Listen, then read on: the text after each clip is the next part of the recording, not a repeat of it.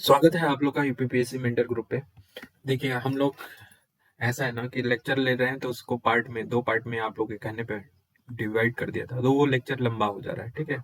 और साथ में हमारे लिए भी प्रॉब्लम क्रिएट कर रहा है। रात को ही 11-12 बज जा रहा है वीडियो बनाने में और उसको फिर ट्रिम करने में।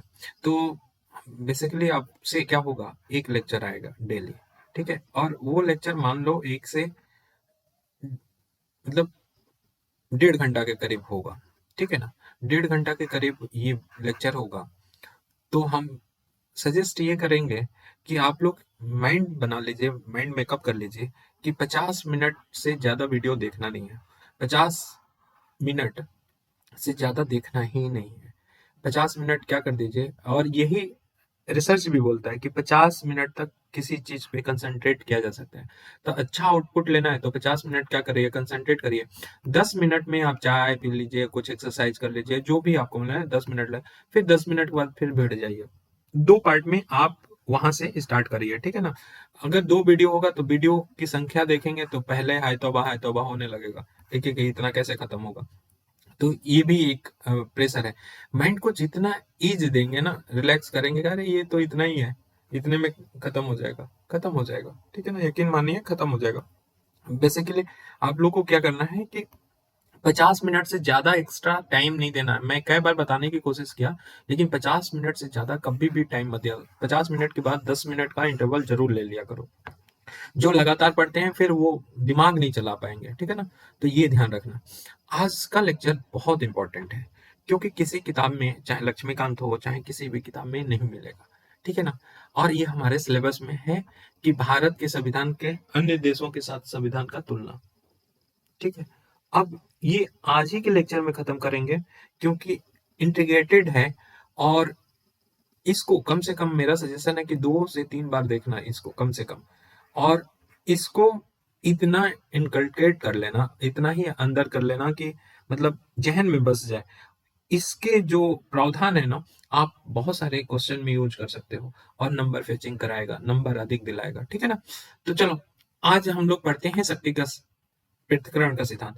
तो पहला पूछा जाता है कि शक्ति का पृथक्करण का सिद्धांत क्या है। क्वेश्चन है कि शक्ति का पृथक्करण का सिद्धांत क्या है और किस प्रकार भारत और अमेरिका में शक्ति का पृथक्करण पाया जाता है, उल्लेख कीजिए। पहला, तो उसी को हम क्वेश्चन वाइज में सॉल्व करते हैं। तो पहले, शक्ति का पृथक्करण का सिद्धांत क्या है, सेपरेशन ऑफ पावर क्या है।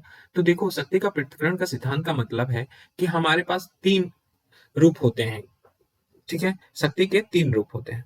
शक्ति के 3 रूप क्या क्या होगा। शक्ति के 3 रूप होगा, एक होगा विधायी, विधायी शक्ति, ठीक है। एक होता है प्रशासनिक शक्ति और एक होता है न्यायिक शक्ति, ठीक है। इतना तो सब जानते हो कि शक्ति का 3 रूप होता है, विधायी शक्ति, प्रशासनिक शक्ति और न्यायिक शक्ति, ठीक है। और इन शक्तियों का प्रयोग अलग अलग संस्थाओं द्वारा किया जाए, इसी को कहते हैं शक्ति का पृथक्करण। शक्ति का 3 रूप होता है और तीनों रूप का अलग अलग संस्था द्वारा किया जाए तो उसको बोलते हैं शक्ति का पृथक्करण। पहली बात, ठीक है। शक्ति का पृथक्करण का उद्देश्य क्या है, अगर बोल दें कि उद्देश्य बताओ शक्ति, जब भी शक्ति का पृथक्करण पूछेगा तो शक्ति के पृथक्करण को डिफाइन करना है। बोलना है कि शक्ति के 3 प्रकार होते हैं और तीनों प्रकार, जो विधायी शक्ति है, प्रशासनिक शक्ति है, न्यायिक शक्ति है, इनका प्रयोग अलग अलग संस्थाओं द्वारा किया जाए तो शक्ति का पृथक्करण बोलते हैं। तो ये सिद्धांत हो गया। तो आखिर में एम क्या है। तो एम इसका सिर्फ इतना है कि जो शक्ति का केंद्रीकरण है, शक्ति का केंद्रीकरण होता है, एक हाथ में ना रहे, उसको विकेंद्रित कर दिया जाए, ठीक है। तो एकमात्र है कि केंद्रीकरण को रोकना और स्वतंत्रता का रक्षा करना। तो केंद्रीकरण को क्या करना है, सेंट्रलाइजेशन को कम करना है, और जो हमारा स्वतंत्रता है उसको बढ़ाना है, ठीक है। ये एम हो गया, उद्देश्य हो गया। अब जैसे शक्ति बताया था विधायी शक्ति, तो विधायी शक्ति में क्या आता है आप लोग जानते होंगे, कानून बनाने की शक्ति आती है। प्रशासनिक शक्ति में वो आता है प्रशासन से रिलेटेड, जैसे नौकरशाही वगैरह होते हैं। न्यायिक शक्ति में क्या होता है, न्याय आता है, ठीक है। ये 3 शक्ति हो गई और तीनों के एम बता दिया। अब आ जाते हैं कि जब भी हमको बात करना है, नंबर फेच करना है, तो शक्ति का पृथक्करण का सिद्धांत का उदय कहाँ हुआ? तो एक फ्रांसीसी विचारक हैं, हम लोग वर्ल्ड हिस्ट्री पढ़ेंगे तो इनको पढ़ेंगे। तो फ्रांसीसी विचारक हैं मॉन्टेस्क्यू। मॉन्टेस्क्यू ने 1748 में spirit the law spirit the law नामक एक किताब लिखी थी। उसी में सर्वप्रथम शक्ति का पृथक्करण का सिद्धांत मिलता है। तो ये अगर शक्ति के पृथक्करण के सिद्धांत में इंट्रो लिखना हो तो इंट्रो में ये लिख दो, बेस्ट है कि सबसे पहले। उसके बाद सबसे पहले अगर अपनाया गया, किसके द्वारा अपनाया गया शक्ति के पृथक्करण को? तो अमेरिका द्वारा अपनाया गया। और अध्यात्मात्मक लोकतंत्र प्रेसिडेंशियल डेमोक्रेसी के आधार पे अपनाया गया। अमेरिका में क्रांति हुई थी 1776 की क्रांति, उसके बाद ये अपनाया गया था शक्ति के पृथक्करण का सिद्धांत।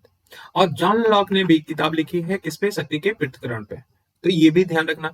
तो जब भी शक्ति का पृथक्करण आए तो मॉन्टेस्क्यू और जॉन लॉक का नाम दो और बताओ कि अमेरिका में सबसे पहले शक्ति का पृथक्करण का सिद्धांत अपनाया गया था। ठीक, अब समझ में आ रहा होगा जो हमने बताया। अब आ जाओ अमेरिका में शक्ति का पृथक्करण कैसा है। अमेरिका में शक्ति का पृथक्करण कैसा है? तो देखो अमेरिका में प्रेसिडेंशियल डेमोक्रेसी पाया जाता है। और प्रेसिडेंशियल डेमोक्रेसी का में सबसे बड़ी बात देखने को मिलता है तो शक्ति का पृथक्करण मिलता है। अमेरिका प्रेसिडेंशियल डेमोक्रेसी अध्यक्षात्मक लोकतंत्र को अपनाया है और इसकी विशेषता होती है अध्यक्षात्मक लोकतंत्र की कि शक्ति का पृथक्करण का सिद्धांत अपनाया जाता है। तो क्या है शक्ति का पृथक्करण का सिद्धांत अमेरिका में? तो अमेरिका में राष्ट्रपति और जो उसकी मंत्रिपरिषद है वो कांग्रेस के सदस्य नहीं होते हैं। कांग्रेस बोल लो या प्रतिनिधि सभा बोल दो, दोनों से कंफ्यूज नहीं होना। देखो मैं यहीं पे क्लियर कर दे रहा हूँ, प्रतिनिधि भी सभा बोला जाता है कभी कभी या कांग्रेस बोला जाता है। ये हमारे लोकसभा की तरह होता है, ठीक है। और सीनेट बोला जाता है, सीनेट वो हमारे राज्यसभा की तरह होता है, भूलना नहीं। तो सीनेट राज्यसभा की तरह, प्रतिनिधि सभा या कांग्रेस कैसे लोकसभा। तो ध्यान रखो कि अमेरिका में राष्ट्रपति और मंत्रिपरिषद होता है, वो कांग्रेस का सदस्य नहीं होता है। जबकि हमने भारत में बताया था कि आर्टिकल 70 संसद का अंग ही बताया था कि तीनों होते हैं, प्रेसिडेंट, लोकसभा और राज्यसभा। जबकि यहाँ पे क्या है, अमेरिका में राष्ट्रपति और उसका मंत्रिपरिषद है वो कांग्रेस के सदस्य नहीं हो सकते, ठीक है। पहली बात अलग है।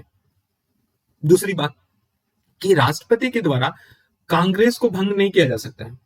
जबकि भारत में प्रेसिडेंट अगर बहुमत अविश्वास प्रस्ताव हो जाए, पारित हो जाए, तो फिर भंग कर सकता है, समाप्त कर सकता है, लेकिन ऐसा राष्ट्रपति के पास नहीं है।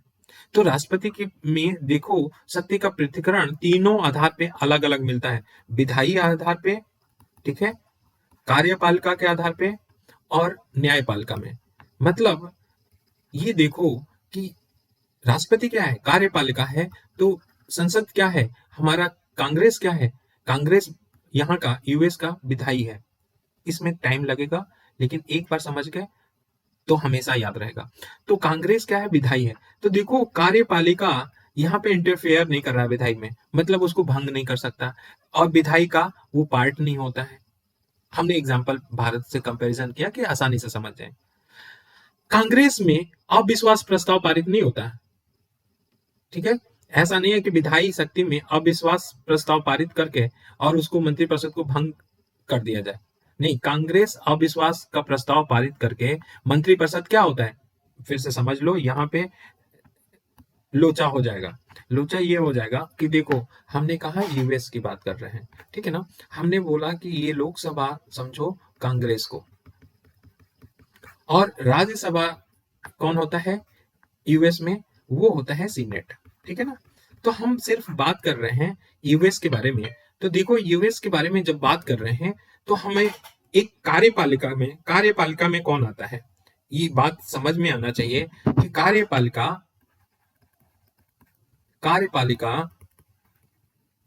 में हमारा कौन आता है, प्रेसिडेंट आता है और मंत्रिपरिषद आता है,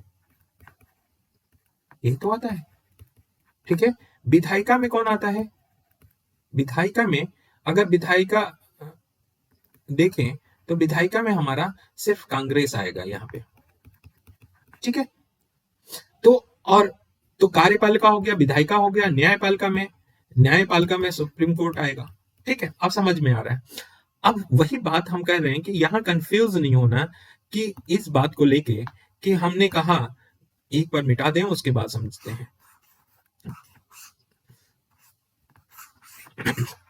कहने का मतलब हमने कहा कि शक्ति के पृथक्करण में कभी कार्यपालिका, विधायिका या न्यायपालिका स्वतंत्र रहेंगे अपने लिए, ऐसा नहीं है कि हस्तक्षेप करेंगे। तो देखो यहाँ पे साफ साफ हम लिख सकते हैं कि नहीं कि अमेरिका का राष्ट्रपति और उसकी मंत्रिपरिषद कांग्रेस का सदस्य नहीं है। अगर कांग्रेस का सदस्य हो जाता, ये तो है कार्यपालिका, ये है विधायिका, तो फिर मर्ज हो जाता, शक्ति एक हो जाती, लेकिन अलग अलग है, मतलब सदस्य नहीं हो सकते। पहली बात, राष्ट्रपति के द्वारा कांग्रेस को भंग नहीं किया जा सकता। राष्ट्रपति कौन है? कार्यपालिका है। और कांग्रेस कौन है? विधायिका है। क्या भंग कर हस्तक्षेप करेगा? नहीं करेगा, जब शक्ति का पृथक्करण होगा तो। कांग्रेस अविश्वास प्रस्ताव पारित करके मंत्रिपरिषद को भंग नहीं कर सकता। कांग्रेस क्या है? विधायिका है। और मंत्रिपरिषद क्या है? कार्यपालिका है। तो क्या भंग कर देगा? नहीं करेगा, क्योंकि ये शक्ति के पृथक्करण के सिद्धांत का खिलाफ होगा। अब समझ में आ रहा होगा।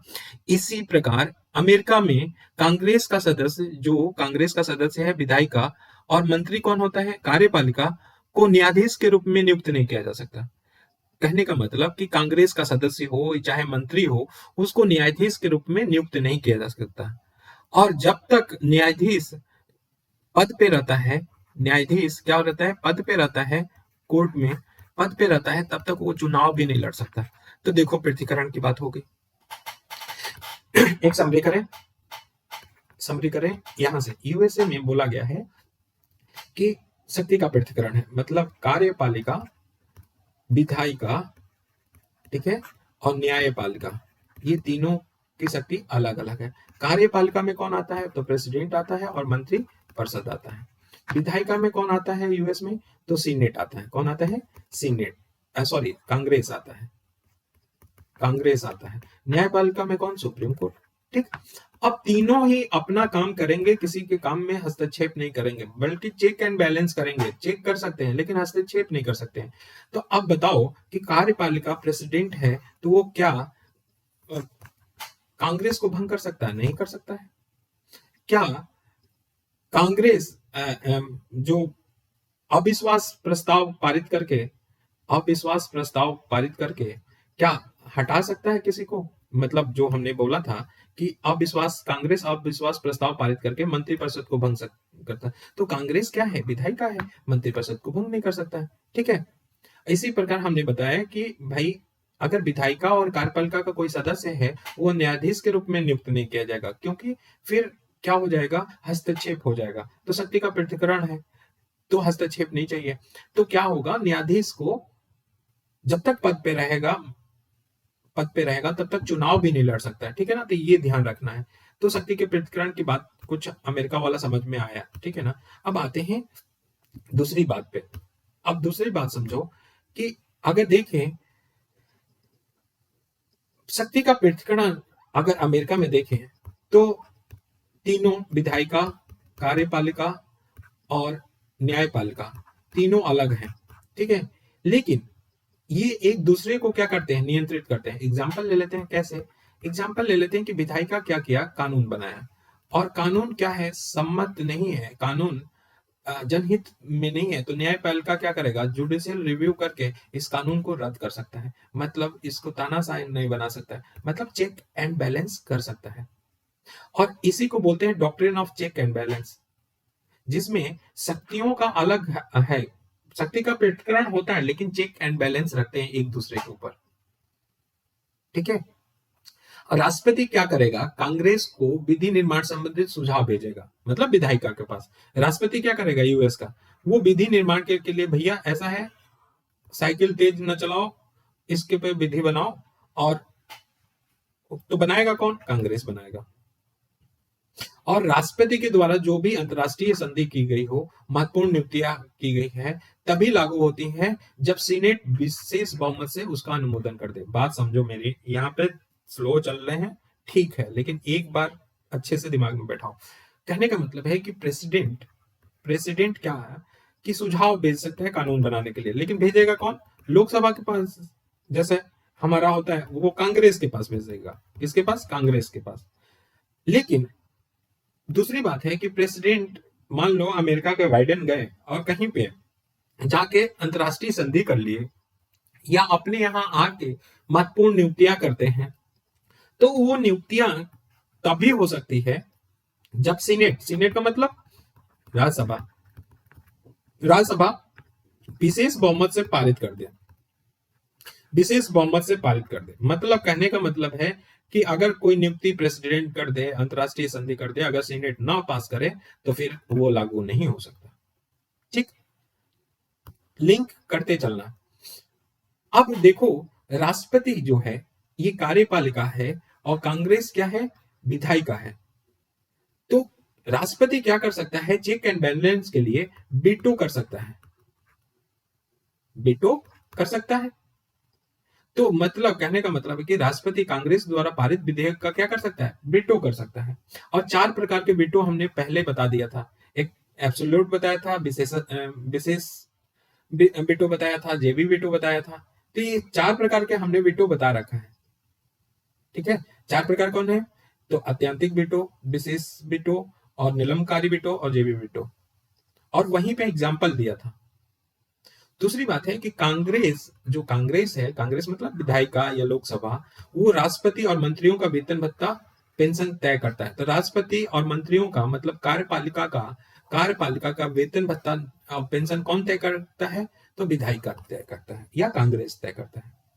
राष्ट्रपति न्यायाधीश की नियुक्ति करता है, प्रेसिडेंट, लेकिन राष्ट्रपति किसकी नियुक्ति करेगा, न्यायाधीश की नियुक्ति करेगा, लेकिन भत्ता और वेतन पेंशन कौन तय करेगा, संसद ही करेगा, अर्थात कांग्रेस करेगा। न्यायपालिका न्यायिक पुनरावलोकन द्वारा राष्ट्रपति के आदेश या कांग्रेस के कानून को क्या कर सकते हैं, रद्द कर सकती है। अब जरा से देखो कैसे चेक एंड बैलेंस कर रहा है, इसको हम लोग समझें। ठीक है, अब हम अंतर में, भारत और उसके अंतर में आए, तो उससे पहले देखो चेक एंड बैलेंस की बात आ रही है। इधर है कार्यपालिका, इधर है विधायिका और इधर है न्यायपालिका। ठीक, कार्यपालिका में कौन आएगा, प्रेसिडेंट आएगा और काउंसिल ऑफ मिनिस्टर आएगा। ठीक, सीएम नहीं है, काउंसिल ऑफ मिनिस्टर है। विधायिका में कौन आ जाएगा, कांग्रेस आ जाएगा और सीनेट आ जाएगा। कांग्रेस कौन है, लोकसभा है, सीनेट कौन है, राज्यसभा है। न्यायपालिका में हाई कोर्ट आ जाएगा, सुप्रीम कोर्ट आ जाएगा, यही तो होगा। अब देखो चेक बैलेंस क्या है। कार्यपालिका अगर किसी की नियुक्ति करता है, मतलब प्रेसिडेंट की बात कर लें, प्रेसिडेंट की बात करें कि ये नियुक्ति करता है, ठीक है, और नियुक्ति करता है या कोई संधि को लागू कराना है, तो फिर यहाँ पे विधायिका क्या है, जब तक सीनेट लागू नहीं करे, विशेष बहुमत से पारित नहीं करेगा, तो ये लागू नहीं होगा, पहली बात। दूसरी बात है, यहाँ देखो प्रेसिडेंट कोई आदेश जारी करता है, आदेश जारी करता है, तो उस आदेश का सुप्रीम कोर्ट क्या करता है, जुडिशियल रिव्यू करता है। अगर वो सही पाया जाता है, जुडिशियल रिव्यू मतलब पुनरावलोकन करता है, अगर सही होता है तो ठीक है, अगर सही नहीं होता तो उसको रद्द कर देता है। तो ये कार्यपालिका न्यायपालिका को नियंत्रण, कार्यपालिका क्या कर रहा है। दूसरी बात, प्रेसिडेंट क्या कर रहा है, जज की नियुक्ति कर रहा है, और वो जज कहाँ जा रहा है, न्यायपालिका का, मतलब कार्यपालिका नियुक्ति कर रहा है। ठीक है, तो चेक एंड बैलेंस है। जैसे विधायिका को, विधायिका की बात करें तो विधायिका का कोई कानून बनाता है, कानून बताता है, तो जुडिशियल रिव्यू करेगा कौन, सुप्रीम कोर्ट, और अगर वो कानून सम्मत नहीं हो तो कैंसिल कर देगा, रद्द कर देगा। ठीक है, तो चेक बैलेंस की भी यहाँ अवधारणा है, कुछ हद तक भारत के जैसे। तो अब भारत में शक्ति का पृथक्करण या भारत और अमेरिका में शक्ति पृथक्करण में अंतर बताइए। तो हमने बता दिया है वहां पे, अब थोड़ा सा डिटेल में देखते हैं कि क्या है।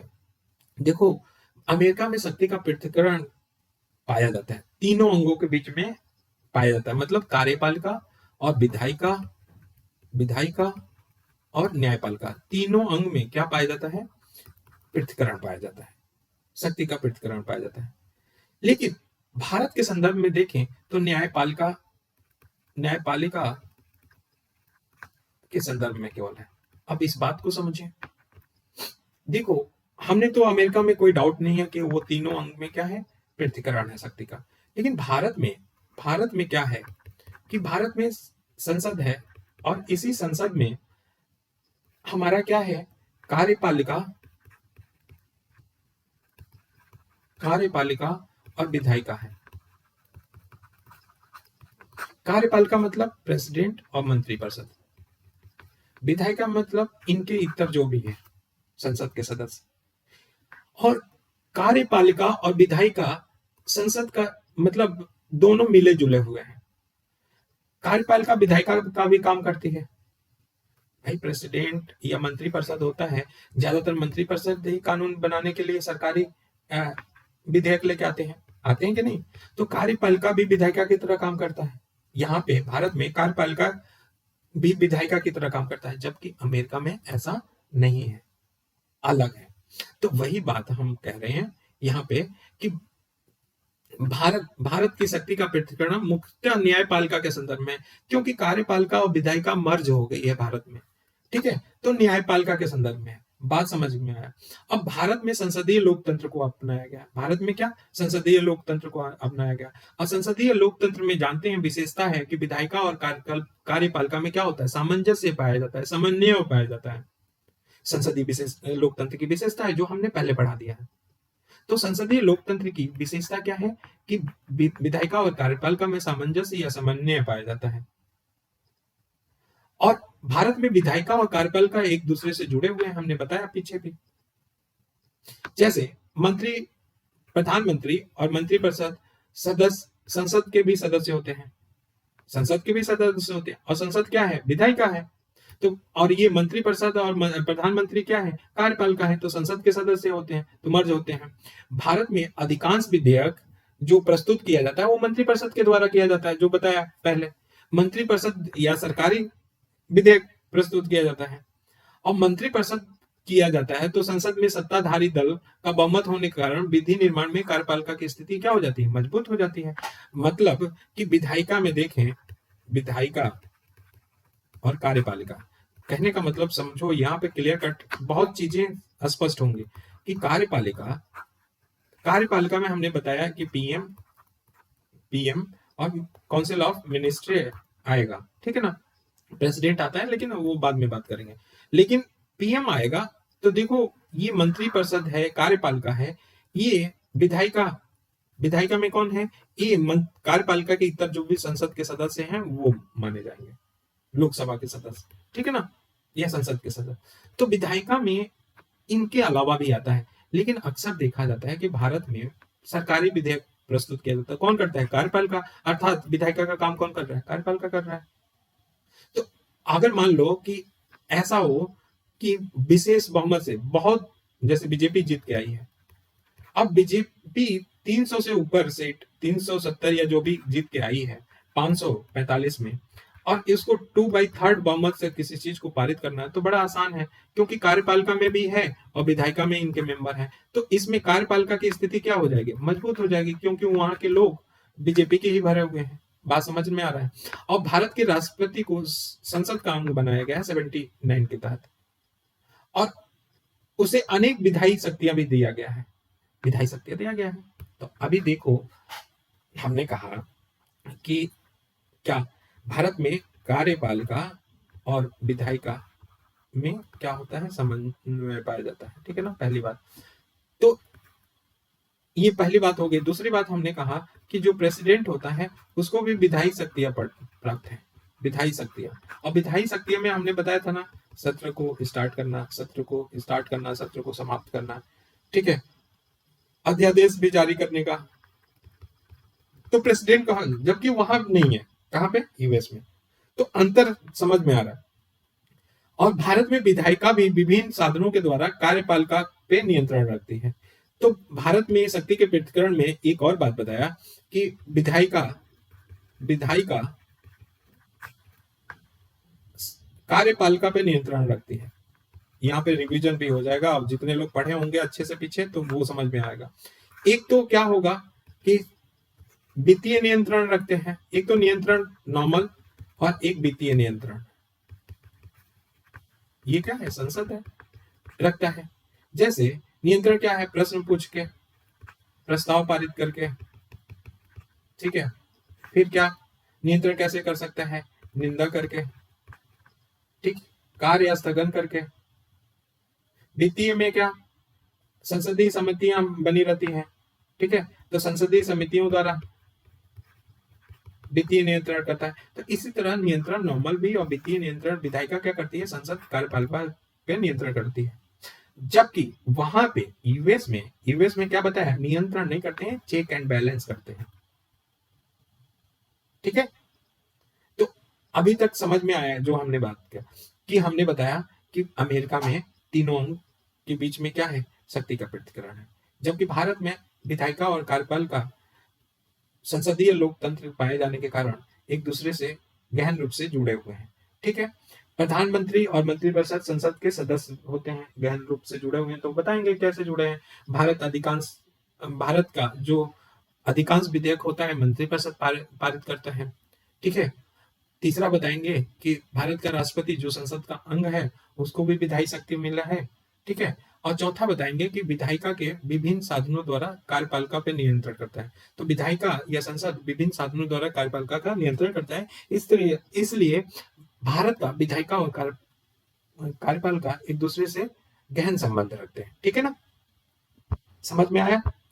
अब आते हैं नेक्स्ट पे, कि अगर देखें तो इस आधार पे हम कह सकते हैं कि भारत में शक्ति पृथक्करण है मुख्यतः न्यायपालिका के संदर्भ में है, और कार्यपालिका और विधायिका एक दूसरे से यहाँ पे जुड़े हुए हैं।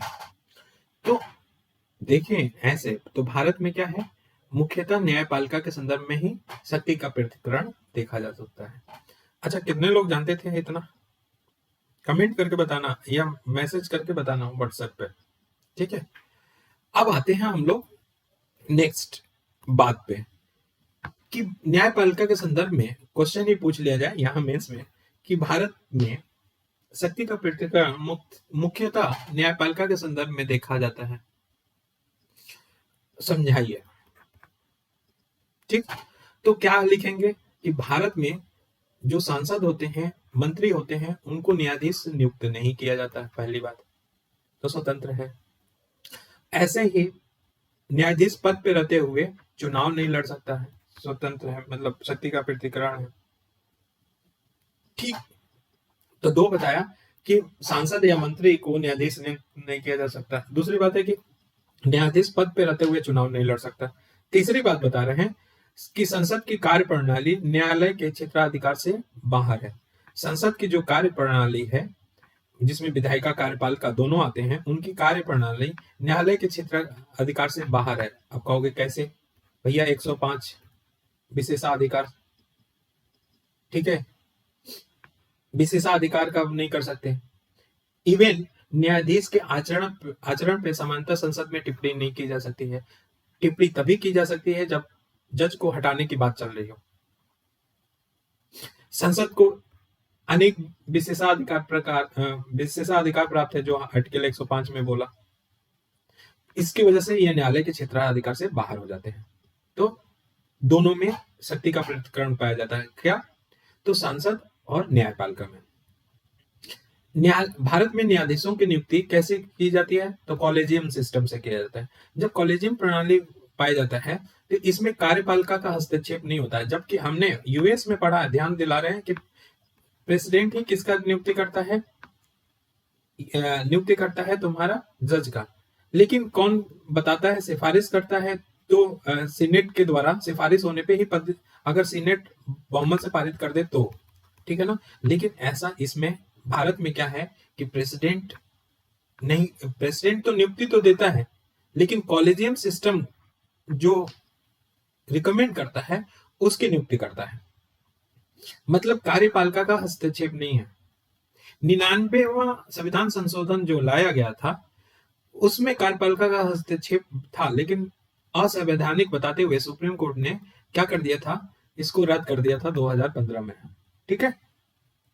तो अब शक्ति के पृथक्करण और शक्ति के विभाजन में अंतर क्या है? सेपरेशन ऑफ द पावर और डिवीजन ऑफ द पावर, ये दोनों पूछा जा सकता है कि what is separation of power and what is the division of power. शक्ति का पृथक्करण और शक्ति के विभाजन में अंतर क्या है, तो देख लेते हैं भाई। और इसको हम जितना चाहें एलेबोरेट कर सकते हैं, पीछे जो पढ़ चुके हैं तो वो कैसे करेंगे। तो शक्ति के पृथक्करण की बात करें तो शक्ति का पृथक्करण हमने कहा कि 3 अंग होते हैं, विधायिका, कार्यपालिका और न्यायपालिका के बीच में शक्ति का बंटवारा होता है। शक्ति के पृथक्करण में। लेकिन शक्ति के विभाजन में केंद्र और प्रांत के बीच में शक्तियों को जो बंटवारा होता है उसको शक्ति का विभाजन कहते हैं। जैसे भारत में अनुसूची 7 के आधार पे होता है, 7 के आधार पे होता है, ठीक है ना। कहने का मतलब कि शक्ति का पृथक्करण और शक्ति के विभाजन में, तो शक्ति का पृथक्करण किसका विशेषता है, तो यूएस में पाया जाता है। तो यूएस में कैसा लोकतंत्र पाया जाता है, प्रेसिडेंशियल डेमोक्रेसी पाया जाता है, अध्यक्षात्मक लोकतंत्र की विशेषता है। जबकि शक्ति का विभाजन किसका है, संघवादी में। संघवाद में क्या होता है, शक्ति का विभाजन होता है केंद्र और राज्य में। शक्ति का पृथक्करण जो है वो क्षैतिज विभाजन को दिखाता है। क्षैतिज विभाजन का मतलब कि एक सरकार एक पूरा सिस्टम को चलाने के लिए विधायिका, कार्यपालिका और न्यायपालिका चाहिए। ये क्षैतिज रूप से होते हैं, तीनों क्या है, क्षैतिज रूप से है। जबकि शक्ति का विभाजन क्या है, ये वर्टिकल है, केंद्र ऊपर होता है, उसके नीचे क्या होता है, राज्य होता है। तो वर्टिकल डिवीजन है। दोनों में अंतर समझ में आया।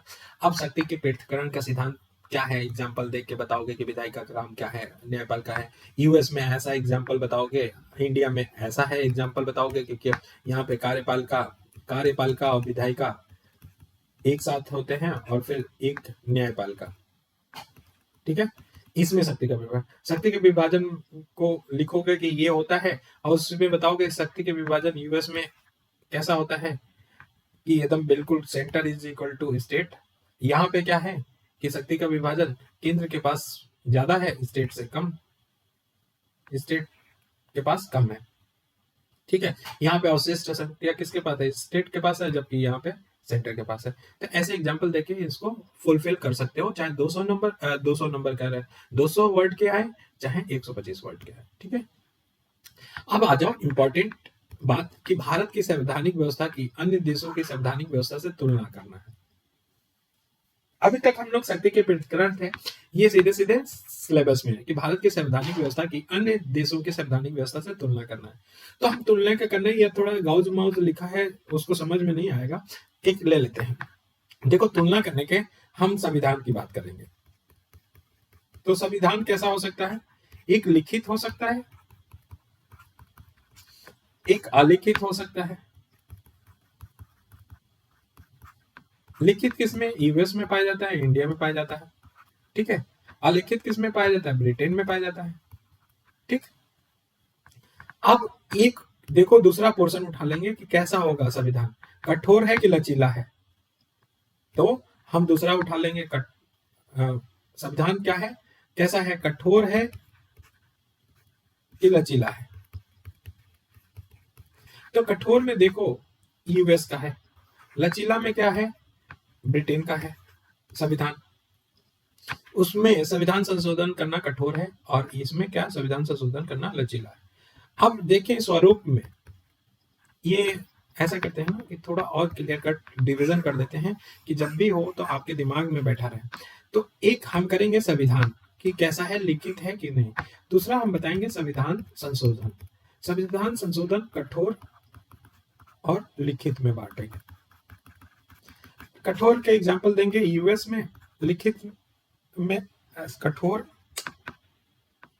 लिखित। आज कुछ डिसबैलेंस चल रहा है, यहाँ पे लचीला की बात हो रही है, और लचीला कहाँ है, ब्रिटेन में।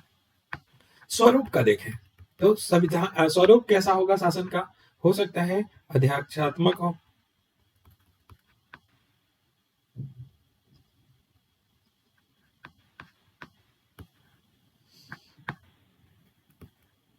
अध्यक्षात्मक हो, और हो सकता है संसदीय हो। किसका, लोकतंत्र का।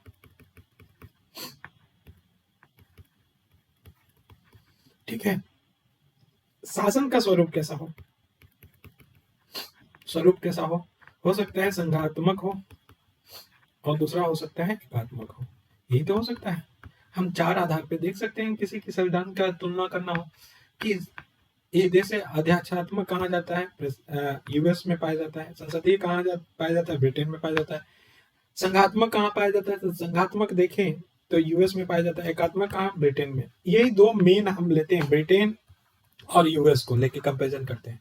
अब यहाँ से क्वेश्चन ये समझ गए ना कि संविधान कैसा है, लिखित है, अलिखित है, संविधान संशोधन कैसा है, कठोर है, लचीला है, लोकतंत्र का स्वरूप कैसा है, अध्यात्मक लोकतंत्र है कि संसदीय लोकतंत्र है, शासन कैसा है, संघात्मक है कि एकात्मक है। इसके आधार पे हम डिवीजन करेंगे और कभी भी कंपैरिजन करना है तो ये इन 4 चीजों को लेके दिमाग में बैठा के रखेंगे और इस पे सोचना है, ऐसा नहीं किताब से पढ़ लेना है, सिर्फ सोचना है। तो अब आ जाते हैं हम जरा से देखते हैं भारत, अमेरिका और ब्रिटेन की तुलना करते हैं। जो चीजें बताएं तो ब्रिटेन यहाँ पे है, यहाँ पे अमेरिका है, यहाँ पे भारत है। देखो ब्रिटेन का कैसा संविधान है, लिखित अलिखित है, अमेरिका का लिखित, भारत का लिखित। लचीला है संविधान संशोधन ब्रिटेन में, कठोर कहाँ है, अमेरिका में है, और भारत में कैसा है, इन दोनों का बीच का, कठोर प्लस लचीला। अब यहां से लिस्ट देख के समझ में आएगा। देखो ब्रिटेन का कैसा है, एकात्मक है शासन, यहाँ पे परिसंघात्मक है अर्थात फेडरल है, लेकिन यहाँ पे क्या है, संघात्मक है, ठीक है, यूनियन बोला जाता है, यहाँ पे यूनियन है अर्थात संघात्मक में क्या है, इन दोनों का मिश्रण देखा जाता है। संसदीय देखो, संसदीय पाया जाता है ब्रिटेन में लोकतंत्र, अध्यात्मक किसमें पाया जाता है, अमेरिका में, और संसदीय लोकतंत्र पाया जाता है भारत में। द्विदलीय ब्रिटेन में 2 ही दल पाए जाते हैं, एक बोलते हैं लिबरल पार्टी और एक को बोलते हैं लेबर पार्टी। तो अनुदार दल पाया जाता है, एक श्रमिक दल पाया जाता है, द्विदलीय व्यवस्था है ब्रिटेन में। अमेरिका में भी द्विदलीय है, एक रिपब्लिकन पार्टी है, दूसरा डेमोक्रेटिक पार्टी है। लेकिन भारत में कैसा पार्टी है, बहुदलीय प्रणाली है, एक ही दल नहीं है, बहुदलीय प्रणाली है, ठीक है। तो एक तो मोटा मोटा जो हमको तुलना करना था कर दिए 3 के बीच में। लेकिन अब क्वेश्चन बनेगा कि भारत के राष्ट्रपति और ब्रिटिश सम्राट के बीच में तुलना कीजिए। तो तुलना करना है तो हम बताएंगे कि भारत और ब्रिटेन जो पीछे हमने तुलना किया है, दोनों में संसदीय लोकतंत्र पाया जाता है। क्या, संसदीय लोकतंत्र पाया जाता है, और दोनों में नाम मात्र का कार्यपालिका की बात कहा गया है। किसको नाम मात्र की कार्यपालिका बोला गया, भारत में राष्ट्रपति को, और ब्रिटिश सम्राट को बोला गया है ब्रिटेन में नाम मात्र का। लेकिन पहले हमने जो बताया था, फिर भी ब्रिटिश सम्राट रबड़ की मुहर है, जबकि भारत का राष्ट्रपति संवैधानिक प्रमुख है। यही क्वेश्चन बन जाएगा, ब्रिटिश सम्राट रबड़ की मुहर है जबकि भारत का राष्ट्रपति संवैधानिक प्रमुख है। इस कथन का सार्थक, इस कथन के बारे में टिप्पणी करिए, ठीक है। तो हमने इसको डिस्कशन कर दिया है जब भारत का प्रेसिडेंट की स्थिति बता रहे थे। तो दोनों में संसदीय लोकतंत्र को अपनाया गया है ना। अब लेकिन जो सम्राट और राष्ट्रपति की स्थिति है, दोनों भारत में भी नाम मात्र का माना जाता है, ब्रिटिश में भी माना जाता है, लेकिन अंतर है क्या है ना कि ब्रिटिश परंपरा में ये कहा जाता है कि अगर ब्रिटेन के मंत्रिपरिषद ने जो सलाह दे दिया सम्राट को, जो भी सलाह दे दिया, उसको मानने के लिए क्या है, बाध्य है, उसको मानने के लिए क्या है, बाध्य है। इवन यही कहा जाता है, 2 बातें बोला जाता है कि ब्रिटेन का जो सम्राट है वो कोई गलती नहीं कर सकता। दूसरी बात कि सम्राट अपनी मृत्यु के घोषणा पत्र पे भी हस्ताक्षर करने के लिए बाध्य है। कहने का मतलब है कि इतना रबड़ स्टैंप हो गया है कि मंत्रिपरिषद जो अगर इवन उसकी मृत्यु के घोषणा पत्र भेज दे कि हाँ इनको फांसी दिया जाएगा मंत्रिपरिषद, तो वो ब्रिटिश सम्राट क्या करेंगे, उनको हस्ताक्षर करना ही पड़ेगा, इतना कमजोर है। लेकिन जितना कमजोर ब्रिटिश सम्राट यहाँ पे है, उतना कमजोर हमारा भारत का राष्ट्रपति नहीं है। क्यों नहीं है, इसको पहले भी बता रखे हैं, एक बार रिवीजन कर लेते हैं थोड़ा बहुत। कि राष्ट्रपति जो होता है वो मंत्रिपरिषद की सलाह पे तो काम करता है, ठीक है, लेकिन इतना भी नहीं कि वो अगर उनके मृत्यु घोषणा पत्र पे हस्ताक्षर के लिए बोल दिया तो हस्ताक्षर करने के लिए बाध्य है, इतना नहीं। वह स्वविवेक से भी निर्णय ले सकता है, वीटो कर सकता है, स्वविवेक का निर्णय ले सकता है, वीटो कर सकता है। अगर राजनीतिक गतिरोध उत्पन्न होता है तो सक्रिय भूमिका निभा सकता है, कौन, भारत का राष्ट्रपति, जबकि ब्रिटिश का सम्राट ऐसा नहीं है। तो हम ऐसा क्वेश्चन एक बन सकता है कि भारत का राष्ट्रपति रबड़ की मुहर मात्र नहीं है बल्कि एक संवैधानिक प्रमुख है। इस कथन का औचित्य सिद्ध करिए, ठीक। अब समझते जाओ, भारत का राष्ट्रपति और अमेरिका के राष्ट्रपति की बात करें। देखो हमने रबड़ वाला अच्छे से पीछे बता रखा है, नहीं समझ में आ रहा है वहां देखो, लेकिन हमने थोड़ा सा यहाँ दिया कि वीटो कर सकता है, सौ विवेक का निर्णय ले सकता है, ठीक है ना। तो ये बताया अभी। अब एक क्वेश्चन यहाँ पे उठता है कि भारत के राष्ट्रपति और अमेरिका के राष्ट्रपति में तुलना करना है। तो भारत के राष्ट्रपति और अमेरिका के राष्ट्रपति की तुलना करने की बात आए तो पहले समानता क्या है? तो दोनों राष्ट्रपति निर्वाचित होते हैं, निर्वाचित होते हैं, भले ही अप्रत्यक्ष भारत में निर्वाचित होता है, लेकिन निर्वाचित होता है। दोनों के लिए योग्यता एलिजिबिलिटी निर्धारित है, दोनों के कार्यकाल निर्धारित है। अमेरिका में 4 साल का होता है तो भारत में 5 साल का होता है। दोनों को महाभियोग द्वारा पद से हटाया जाता है, ये समानता है। अंतर क्या है? तो देखो, अगर समानताएं देखें तो इनमें सतही समानता है। अगर इसके अंदर देखें तो प्रेसिडेंट की, दोनों प्रेसिडेंट के पावर में क्या होता है? डिफरेंस होता है, अंतर होता है। अमेरिका में कैसी प्रणाली पाई जाती है? तो अध्यक्षात्मक होता है। अध्यक्षात्मक प्रणाली होने के कारण राष्ट्रपति क्या करता है? अमेरिका का सबसे पावरफुल होता है, वास्तविक शक्ति होता है। जबकि भारत में संसदीय लोकतंत्र पाए जाने की वजह से भारत में प्रेसिडेंट क्या होता है? वास्तविक प्रमुख नहीं होता है भारत का, बल्कि वो क्या होता है? ये नाम मात्र का प्रमुख होता है। ठीक, ये अंतर हो गया कि नहीं? अब देखो, भारत का प्रधानमंत्री और ब्रिटिश के प्रधानमंत्री की तुलना करें, ठीक है, कोई भी क्वेश्चन आ सकता है, अब तुलना करें। तो देखो, दोनों में संसदीय लोकतंत्र पाया जाता है, जब ब्रिटेन में भी पाया जाता है और भारत में भी पाया जाता है। लेकिन जो संसदीय लोकतंत्र कहां से लिया गया? ब्रिटेन से लिया गया है। तो इसका मतलब ये नहीं कर सकते कि जो भारत का पीएम है वो ब्रिटिश के पीएम का एकदम बिल्कुल शैडो है, तो ऐसा नहीं है। और ये क्वेश्चन बन सकता है कि भारत का प्रधानमंत्री का पद ब्रिटिश प्रधानमंत्री पद की छाया नहीं है मेंस में, ठीक, क्यों नहीं है? तो भारत और ब्रिटेन दोनों में प्रधानमंत्री वास्तविक प्रमुख होता है, ठीक है, और देखा जाए तो समरूपता भी पाया जाता है, ठीक है, ऐसा कुछ है कि वास्तविक शक्ति का प्रयोग।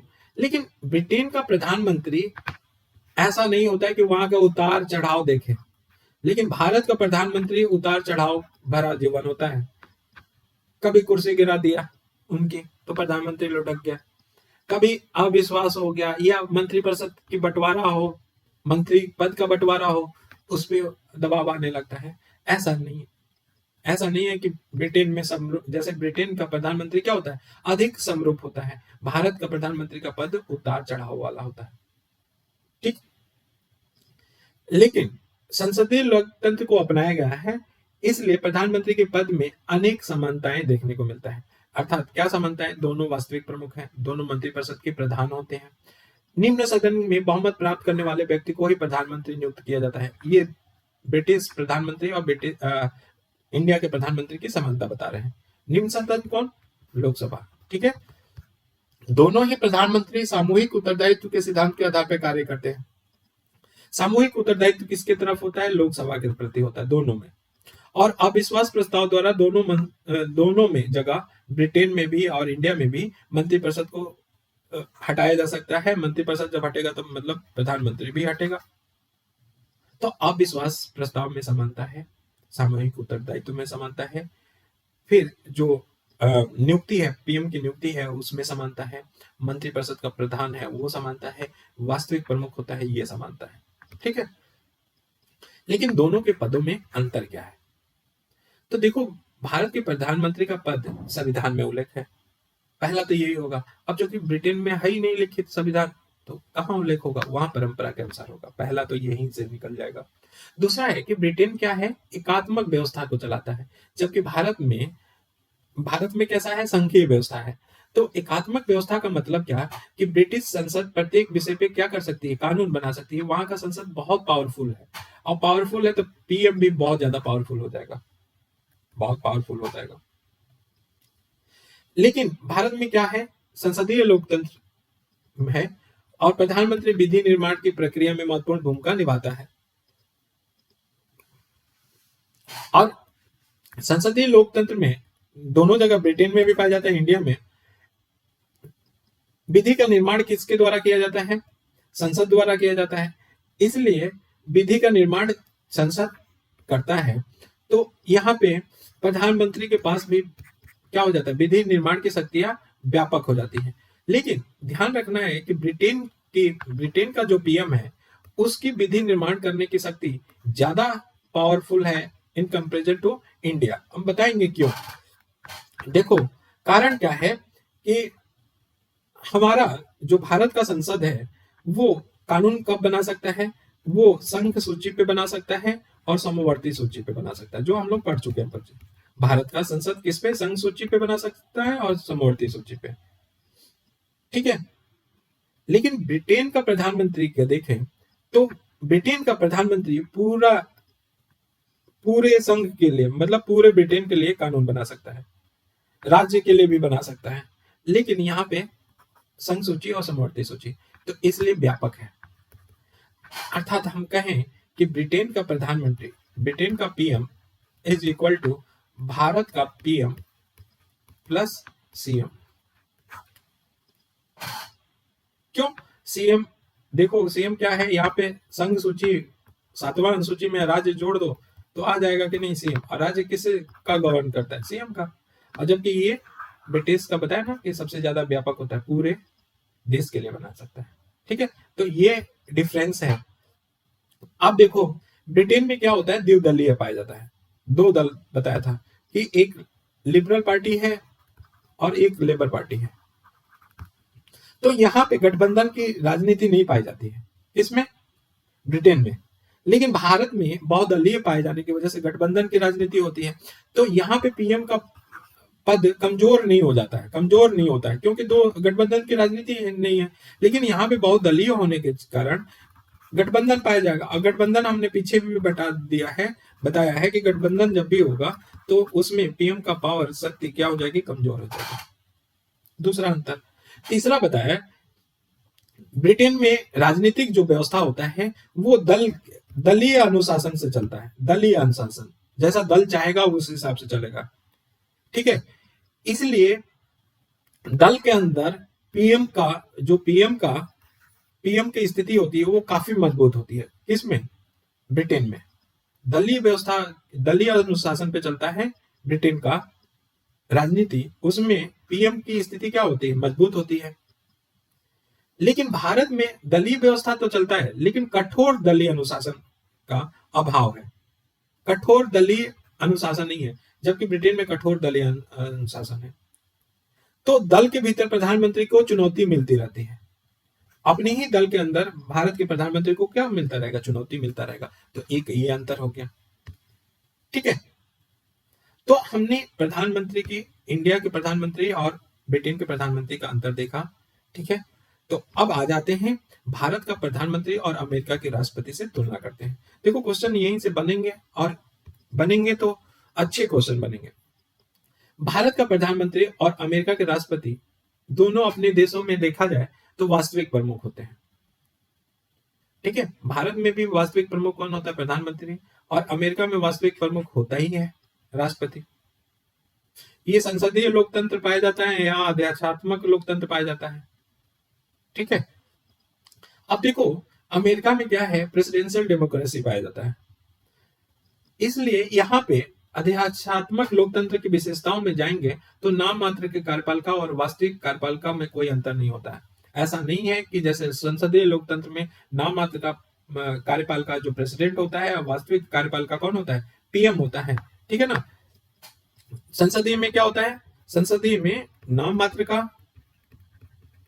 कार्यपालिका कौन होता है, प्रेसिडेंट होता है, और वास्तविक कौन होता है, वास्तविक होता है हमारा पीएम। लेकिन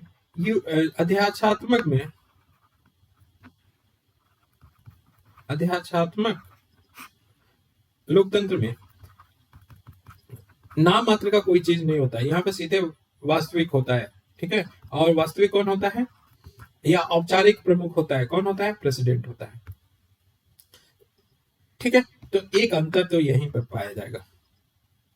अब दूसरा देखो, भारत की प्रधानमंत्री की शक्ति देखें, भारत की प्रधानमंत्री की शक्ति राष्ट्रपति की शक्ति से कुछ बढ़ के देखा जा सकता है। तो इंडियन पीएम की बात करें तो यूएस के प्रेसिडेंट से कुछ शक्तियां बढ़ के हो सकती है कुछ मामलों में, ठीक, कुछ मामलों में हो सकती है। आप देखो, अमेरिका में प्रेसिडेंशियल डेमोक्रेसी के अपनाने के कारण विधायिका और कार्यपालिका के बीच में क्या होता है, शक्ति का पृथक्करण पाया जाता है। अर्थात कहें कि विधि अमेरिका में विधि निर्माण करना हो, अमेरिका में विधि निर्माण करना हो तो राष्ट्रपति की भूमिका क्या हो जाती है, सीमित हो जाती है, क्योंकि ये कार्यपालिका का है। प्रेसिडेंट किसका माना जाएगा, कार्यपालिका। दूसरी ओर अगर देखें तो भारत में कैसा है, संसदीय लोकतंत्र अपनाया गया है और विधायिका और कार्यपालिका में क्या पाया जाता है, सामंजस्य पाया जाता है। तो पीएम क्या करे, यहाँ पे विधि निर्माण में इसका व्यापक शक्ति होता है या महत्वपूर्ण भूमिका निभाता है, यहाँ पे नहीं, या बहुत सीमित होता है। दूसरा अंतर। तीसरा हमने बताया नहीं है कि अमेरिका में राष्ट्रपति के द्वारा की गई महत्वपूर्ण नियुक्तियां और संधियां तभी लागू होती हैं जब सीनेट क्या करे, विशेष बहुमत से उसका अनुमोदन कर दे। ठीक है, तो अमेरिका के प्रेसिडेंट द्वारा जो भी संधि करके आते हैं या कोई नियुक्ति करते हैं तभी लागू होगा जब वहां के राज्यसभा या सीनेट क्या कर दे, विशेष बहुमत से पारित कर दे, तभी ऐसा होगा लागू।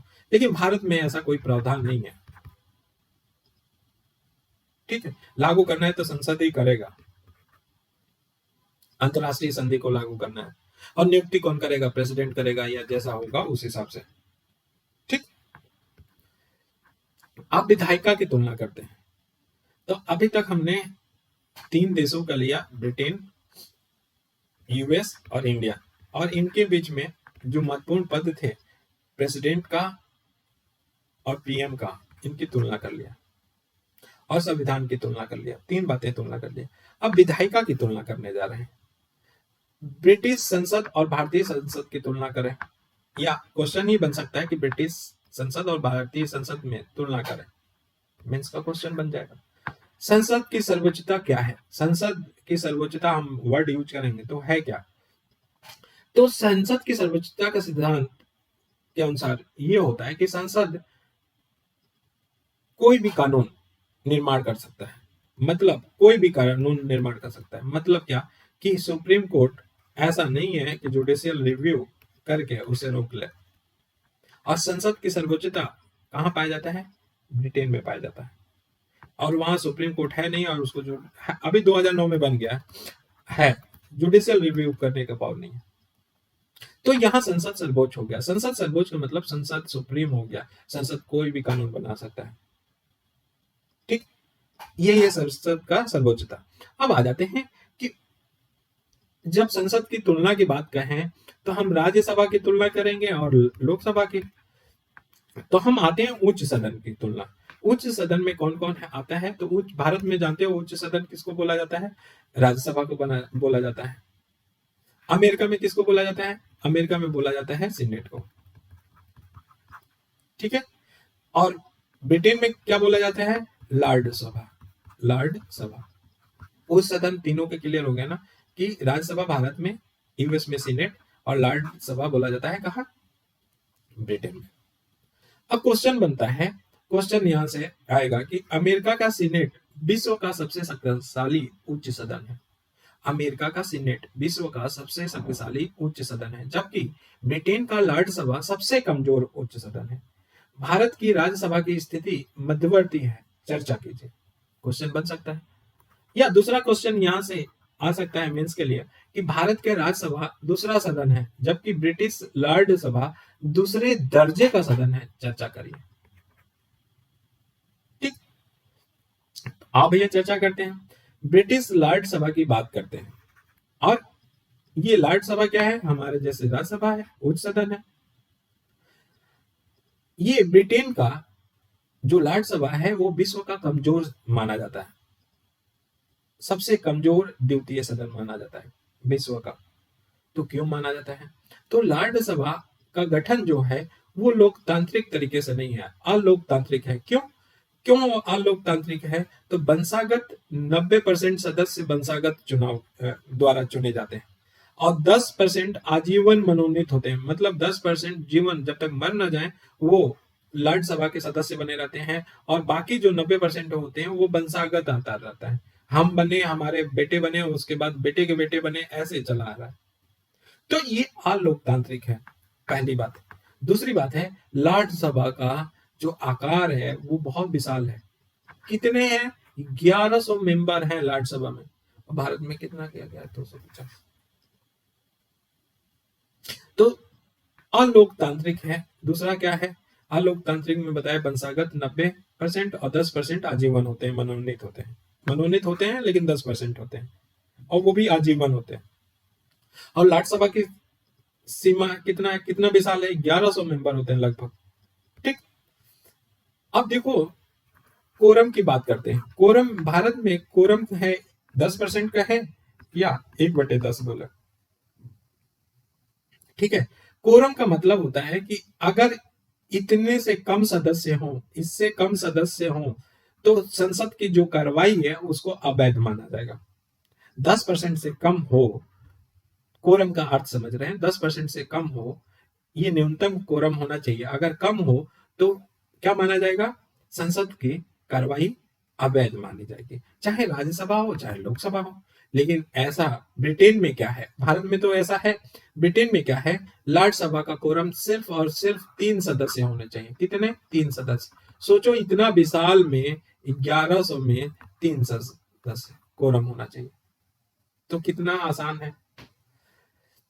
राज्यसभा का सदस्य प्रधानमंत्री नहीं बन सकता ब्रिटेन में। राज्यसभा मंत्रिपरिषद के विरुद्ध अविश्वास प्रस्ताव नहीं कर सकता। ऐसे राज्यसभा भी हमारा इंडिया नहीं करता है, लेकिन नहीं कर सकता है। साधारण विधेयक, धन विधेयक और संविधान संशोधन, तीनों में ही मामले में राज्यसभा क्या होता है? शक्तिहीन होता है। यही मेन कारण है जो राज्यसभा को विश्व का सबसे कमजोर संस्था या सभा बनाती है। ठीक है, तो समरी करें क्या? समरी हमने कहा कि लोकतांत्रिक नहीं है, लोकतांत्रिक नहीं है, अलोकतांत्रिक नहीं है। तो क्यों? कारण बताओगे? 90% वर्सेस 10%, मतलब 90% और 10% को लेकर, समझ रहे होगे। दूसरा बताओगे 1100 का। तीसरा बताओगे कोरम की संख्या, कोरम की संख्या मात्र 3 रखा गया। तीसरा बताओगे कि राज्यसभा का सदस्य पीएम नहीं बन सकता। राज्यसभा है, लोकसभा नहीं है, लिखते तो यही है। राज्यसभा का सदस्य पीएम नहीं बन सकता, लेकिन ध्यान रखना, भारत का राज्यसभा का सदस्य बन सकता है, ठीक है, पीएम नहीं बन सकता। राज्यसभा के विरुद्ध, राज्यसभा मंत्रिपरिषद के विरुद्ध प्रस्ताव पारित नहीं कर सकता।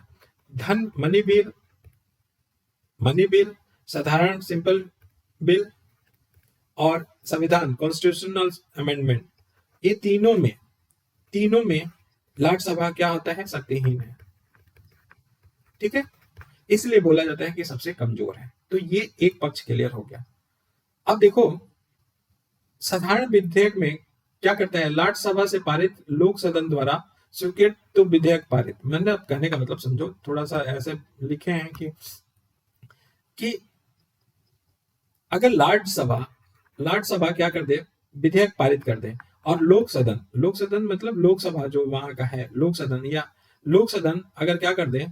लोक सदन इसे पारित कर दे, तो विधेयक क्या हो जाएगा? पारित हो जाएगा। लेकिन अगर लोक सदन ये पारित कर दे, सभा अगर विधेयक क्या कर दे? लोक सदन ना पारित करे, तो वो रद्द हो जाएगा।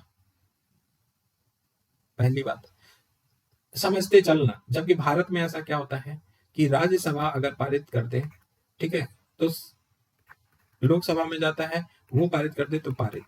अगर लोकसभा क्या कर दे? पारित नहीं करे, तो यहाँ कंडीशन आ सकता है कि साधारण बहुमत में अगर नहीं है, पारित करता है, तो फिर संयुक्त बैठक बुलाया जा सकता है। संविधान संशोधन में होगा तो विधेयक ही रद्द हो जाएगा। तो ऐसा होगा, ठीक है ना।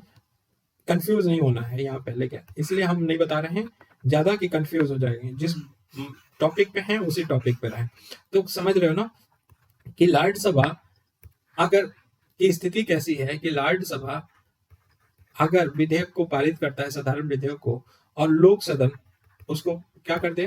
पारित कर दे, तो पारित। अगर लोक सदन पारित ना करे तो रद्द।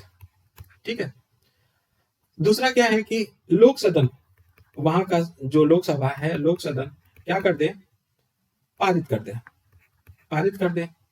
तो लॉर्ड सभा को 1 महीने के अंतर्गत उसे स्वीकृति देने के लिए बाध्य होना होगा। लॉर्ड सभा को क्या करना होगा, लॉर्ड सभा को 1 महीने के अंदर स्वीकृति देने के लिए बाध्य है।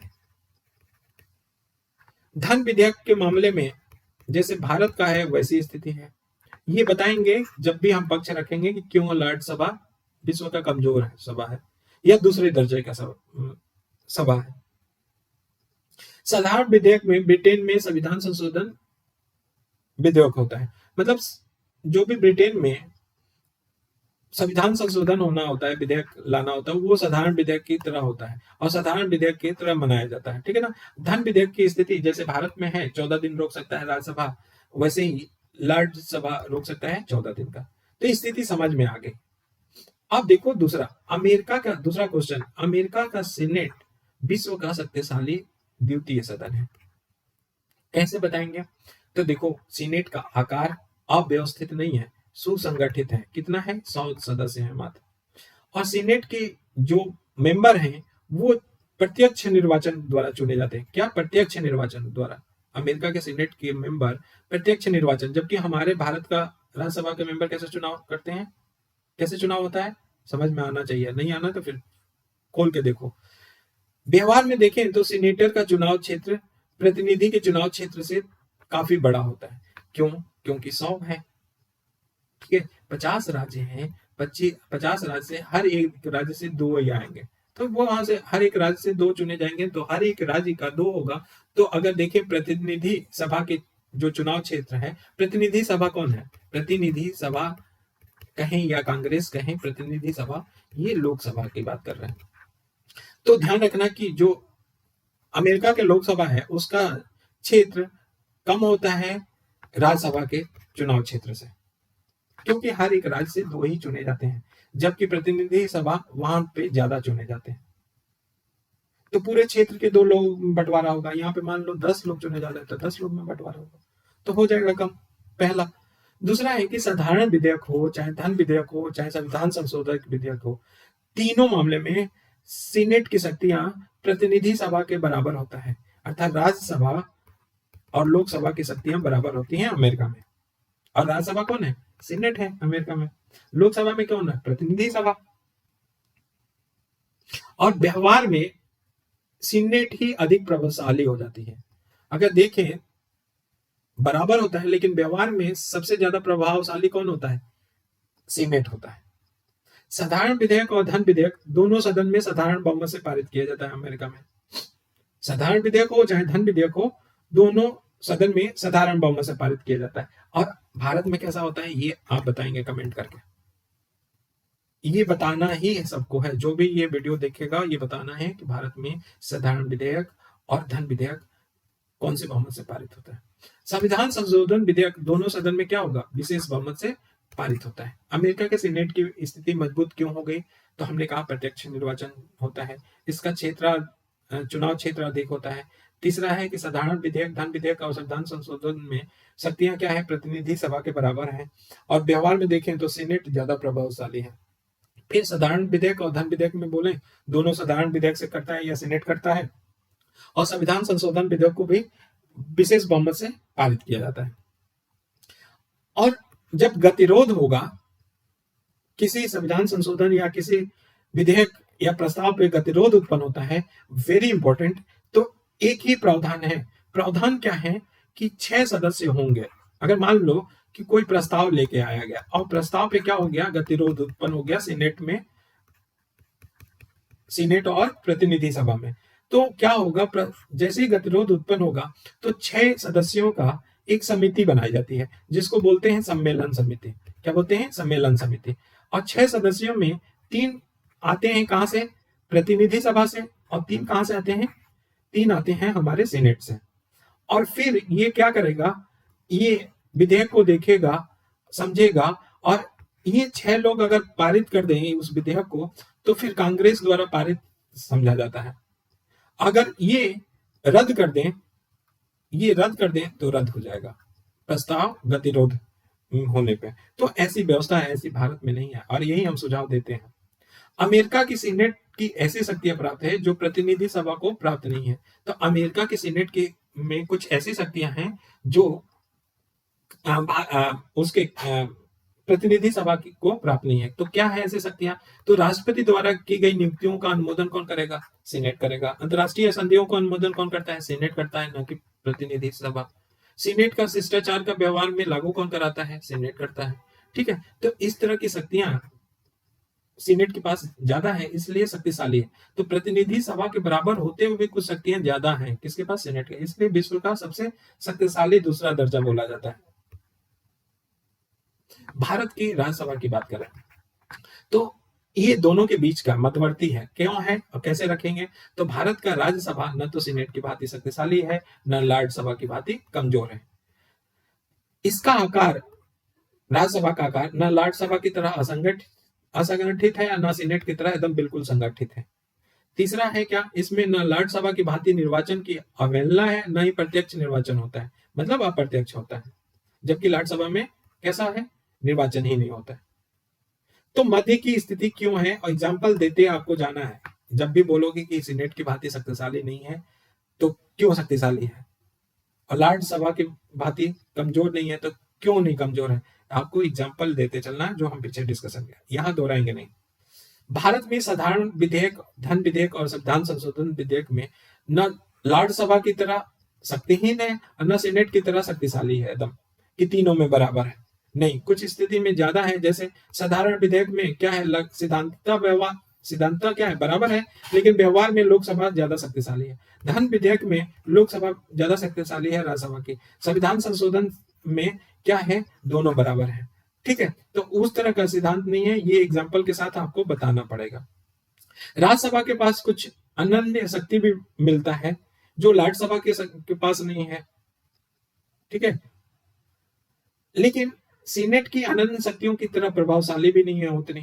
क्या है? आर्टिकल 249, 312 और 67 भी जो दिए कि राज्यसभा की क्या विशेष शक्तियां हैं, अनन्य शक्तियां हैं। ठीक है, अब निम्न सदन मतलब लोकसभा की तुलना करते हैं। लोकसभा की तुलना करें तो लोकसभा और प्रतिनिधि सभा तो तीन सदन है, और तीनों में अलग। लोक सदन कहाँ बोला जाता है? तो लोक सदन बोला जाता है आपका ब्रिटेन में, लोकसभा अपने यहाँ बोला जाता है, और प्रतिनिधि सभा बोला जाता है कहाँ? अमेरिका में। तो ब्रिटिश लोक सदन विश्व का सबसे शक्तिशाली सदन है। क्वेश्चन बनेगा, विश्व का सबसे शक्तिशाली सदन है, जबकि अमेरिका का प्रतिनिधि सभा विश्व का सबसे कमजोर निम्न सदन है, और भारत की लोकसभा की स्थिति मध्यवर्ती है। चर्चा करें। ठीक है, अब क्वेश्चन आएगा। तो देखो कैसे, विधेयक की बात करते हैं, प्रतिनिधि सभा के स्टैंड समझते हैं, लोक सदन की बात समझते हैं, लोकसभा की बात करते हैं। तो साधारण विधेयक जब भी आएगा तो अमेरिका में क्या है? सीनेट और प्रतिनिधि सभा की शक्तियां बराबर हैं। साधारण विधेयक के मामले में लोक सदन ज्यादा शक्तिशाली है राज्यसभा से। भारत में स्थिति क्या है? लोकसभा ज्यादा शक्तिशाली है राज्यसभा की। अब तीनों को कंपैरिजन कर जाएंगे, यहाँ वेरी इंपॉर्टेंट, ये जब भी होगा चार्ट बना के करना ही है। धन विधेयक जब लाएंगे तो सीनेट और प्रतिनिधि सभा दोनों शक्तियां बराबर हैं। कहाँ पे? अमेरिका में। यहाँ पे देखिए ब्रिटेन में तो लोक सदन ज्यादा शक्तिशाली है राज्यसभा में, यहाँ भी लोकसभा ज्यादा शक्तिशाली है राज्यसभा। अब संविधान संशोधन की बात करें तो सीनेट और प्रतिनिधि क्या है?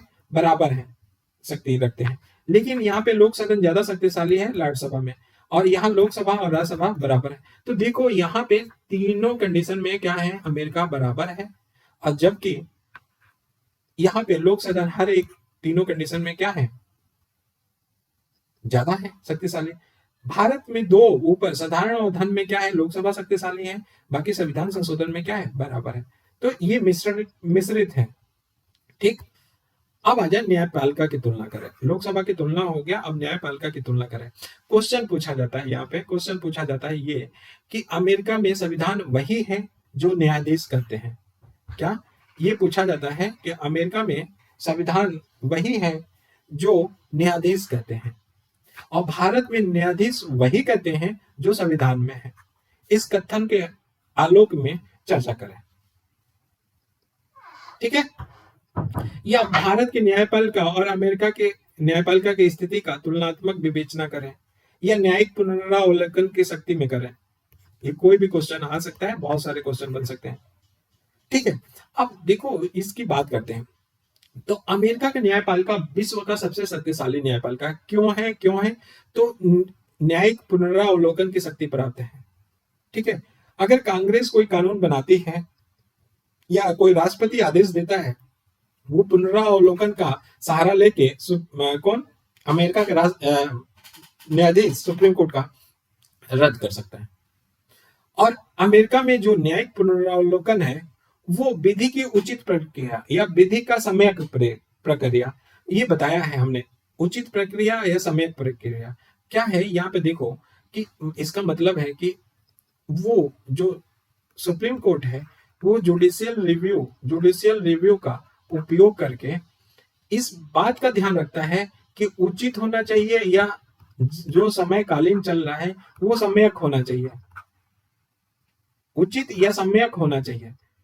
जुडिशियल रिव्यू के तहत उचित भी होना चाहिए, सम्यक होना चाहिए। मतलब क्या कहने का मतलब कि यहाँ पे उचित प्रक्रिया को वरीयता मिलती है, उचित प्रक्रिया को ही वरीयता मिलती है और वही लागू होता है। और कौन करता है? सुप्रीम कोर्ट करता है, ठीक है।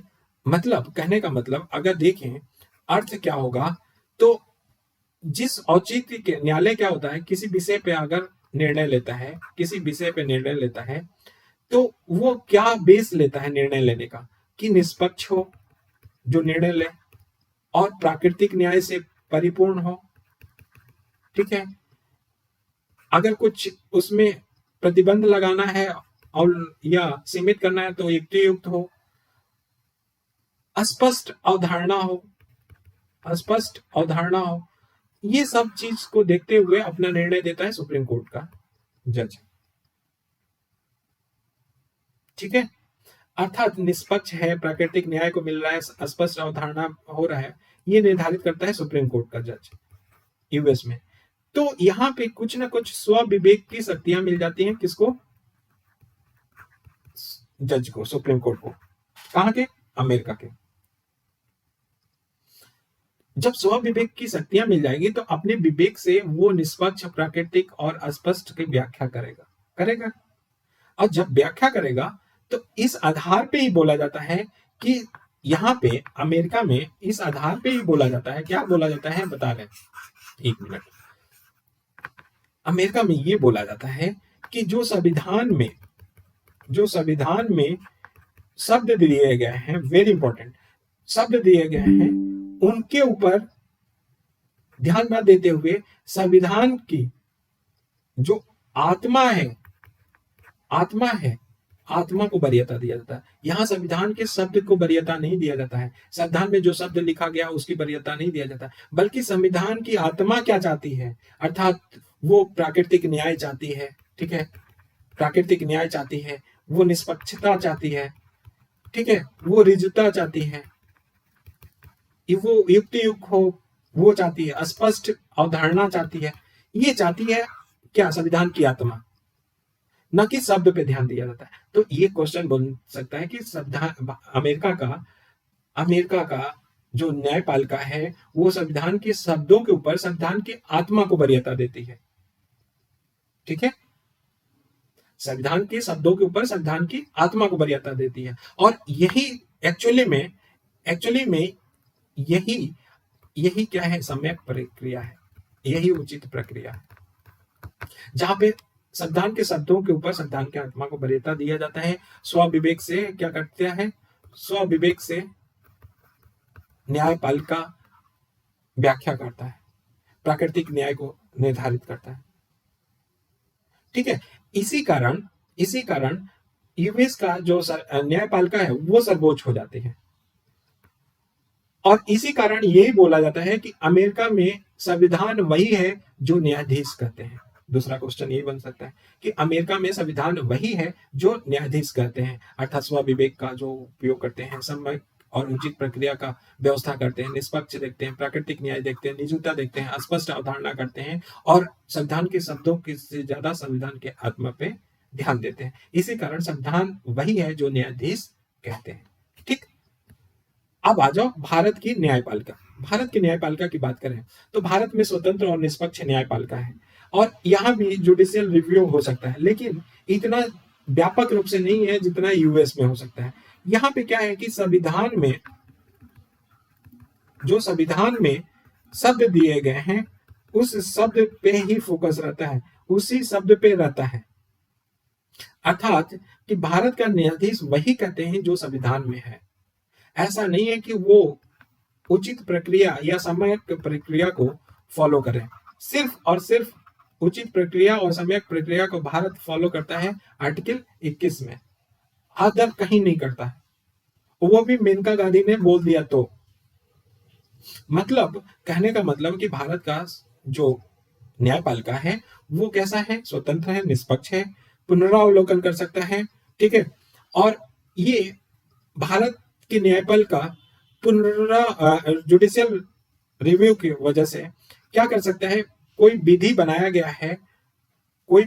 गया है उसको चेक करेगा। अगर वो संविधान सम्मत न होगा, संविधान सम्मत नहीं होगा, संविधान के प्रावधानों के अनुसार नहीं होगा, तो वो रद्द कर देगा। इसीलिए बोलते हैं कि न्यायाधीश वही कहते हैं जो संविधान में होता है भारत का। यहाँ पे स्व विवेक नहीं यूज करते हैं, जुडिशियल रिव्यू में स्व विवेक यूज नहीं किया जाता है, तो ध्यान रखना है ये, ठीक है। तो यहाँ पे किसकी वरीयता दिया गया है, तो संविधान के शब्द को वरीयता दिया गया है, संविधान के आत्मा के ऊपर संविधान के शब्द को वरीयता दिया गया है। क्वेश्चन बन सकता है, समझ गए? नहीं समझ में आया तो भी कमेंट करके बताना। ब्रिटिश न्यायपालिका की बात करें तो ब्रिटिश न्यायपालिका तो बहुत लोज पुंज है भैया, न्यायपालिका विश्व की सबसे कमजोर है। दूसरी है कि ब्रिटेन में परंपरा के अनुसार सर्वोच्च न्यायालय का अभाव रहा है हमेशा, लेकिन 2009 में बन गया है, ये बता रहे हैं। और विधायिका द्वारा कोई कानून पारित है तो ऐसा नहीं है कि जुडिशियल रिव्यू करे और उसको रद्द कर दे, नहीं, ऐसा नहीं कर सकता, ठीक है। तो ब्रिटेन में लॉर्ड सभा में 12 विधि लॉर्ड होते थे जो सर्वोच्च न्यायालय का काम करते थे, लॉर्ड सभा में ही होते थे, ठीक है। ब्रिटेन में लॉर्ड सभा में 12 विधि लॉर्ड होते थे जो सर्वोच्च न्यायालय का कार्य करते थे। उन्हें संसद के कानून का न्यायिक पुनरावलोकन की शक्ति नहीं थी। फिर 2005 में कॉन्स्टिट्यूशनल रिफॉर्म एक्ट आया ब्रिटेन में। अब ब्रिटेन में एक सुप्रीम कोर्ट का प्रावधान किया गया 2005 में, और विधि लॉर्ड की सारी शक्तियां सुप्रीम कोर्ट को दे दी गई। तो जो 12 विधि लॉर्ड बनाया जाता था अब नहीं है, अब सुप्रीम कोर्ट हो गया और बन गया है सुप्रीम कोर्ट। ये एक्ट आया था 2009 में, लेकिन बना कब था? 2005 में एक्ट आया था, सॉरी 2005 में एक्ट आया था, कॉन्स्टिट्यूशनल रिफॉर्म एक्ट 2005 में, और सुप्रीम कोर्ट स्थापित कब हुआ था? 2009 में, ठीक है। तो ब्रिटेन के सुप्रीम कोर्ट को न्यायिक पुनरावलोकन को केवल सीमित शक्तियां दिया गया है। वो संसद की प्राथमिक कानून को, प्राथमिक कानून क्या मतलब? प्राथमिक कानून यही समझ लो, प्राथमिक कानून और द्वितीय कानून होता है। द्वितीय कानून और प्राथमिक कानून। प्राथमिक कानून का मतलब कि जो संसद पारित करके भेज दे या संसद विधेयक बना के जो बनाए उसको प्राथमिक कानून करते हैं। और इस कानून को बनाने के लिए जो नियम और विनियम बनाए जाते हैं उसको द्वितीय कानून बोलते हैं, इस कानून को पालन करने के लिए, ठीक है।